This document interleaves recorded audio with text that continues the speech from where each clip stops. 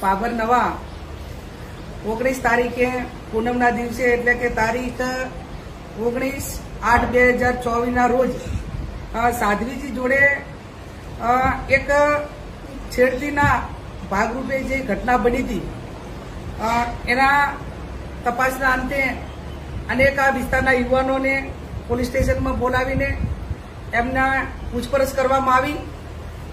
પૂછપરછ કરે એમાં વાંધો ના હોય એ પૈકીના કેટલાક યુવાનો એમને 21 તારીખે પોલીસ સ્ટેશનની અંદર જે અલગ અલગ અધિકારીઓ પોલીસ અધિકારીઓ એલસીબી હોય એસઓજી હોય એમને પોલીસ સ્ટેશનમાં બોલાવીને પોલીસને જે પ્રક્રિયા કરવાની કે તપાસ કરવાની છૂટ હોય પણ એની સાથે નિર્દોષ લોકોને હેરાન કરવા માટેની કોઈ છૂટ ના હોય. આ જીગર નામનો છોકરો છે એને રાતે ત્યાં બોલાવ્યો, ઢોર માર માર્યો અને એને નગ્ન કરીને એના ફોટા એલસીબી પોલીસ અધિકારીઓએ લીધા અને ત્યાં સુધી બરોબર છે પણ એને એવું દબાણ કરવામાં આવ્યું કે આ ગુનો જે સાધ્વીજી જોડે છેડતી થઈ છે એ ગુનો તે કર્યો છે એમ કબૂલી લે તો વરઘોડું ગાડીને અમે છોડી દઈશું ને આ કેસ પૂરો થાય. આ પોલીસની માનસિકતા દર્શાવે છે કે ઠાકોર સમાજના છોકરાને ઢોરમાર મારીને પરાણે ગુનો કબૂલવા માટે મજબૂર કરે છે બનાસકાંઠાની એલસીબી પોલીસ.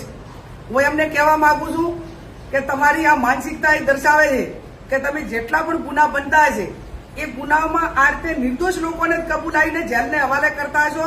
ઓરિજિનલ ગુનેગારોને એ તમારી સાથે ભળેલા હોય કે અન્ય રીતે હોય એને તમે ગોતવા માટેના પ્રયત્નો નહીં કરતા હોય. ત્યારે આ જીગરનો પરિવાર એ જગદીશભાઈનો પરિવાર આખો ભયભીત હતો. મને સમાચાર મળ્યા એ કુટુંબને આશ્વાસન આપવા માટે અમે આવ્યા છીએ.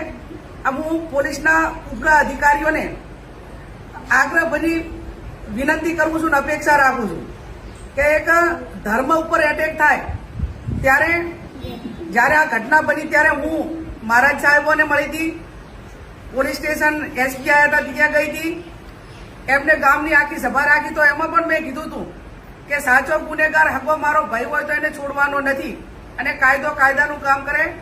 અમે જૈન સમાજ સાથે છીએ પણ એનો મતલબ એવો નથી કે તમે નિર્દોષ રીતે ઠાકોર સમાજના છોકરાનું નામ આપી દો અને એને કબૂલવા માટે મજબૂર કરો અને પછી મુદ્દા બનાવો. ત્યારે આવા અધિકારીઓને જે સાધ્વીજીની સાથે જે ઘટના બની એના ગુનેગારોને પકડવાને બદલે ઓરિજિનલ ગુનેગારોને પકડવાને બદલે આવા નિર્દોષ લોકોને ખોટી રીતે હેરાન કરી રહ્યા છે અને એમને આજીવન અને એક આખા સમાજને બદનામ કરવા માટેનું કામ કરી રહ્યા છે. તો એ જે અધિકારીએ કીધું છે આ દીકરાને દબાણપૂર્વક એની પાછળ કાર્યવાહી થવી જોઈએ અને એને સસ્પેન્ડ કરવો જોઈએ જેથી કરીને નિર્દોષ લોકો જેલના હવાલે ના થાય. અને આ બાબતમાં હું પોતે જે ઘટના બની એનાથી પહેલા દિવસથી કરીને અમે બધા દુઃખી છીએ. આ બાબરની બદનામી છે અને એક ધર્મ ઉપર જયારે આવું એટેક થતું હોય ત્યારે હરકીસ એક મહિલા તરીકે કઈના આગેવાન તરીકે એ ગુનેગારને ક્યારે છાવરવાનું અમારા મગજમાં કે ક્યારે અમારા વિચારધારામાં કે અમારી કોઈ દાડો એ ટાઈપની માનસિકતા પણ ના હોય.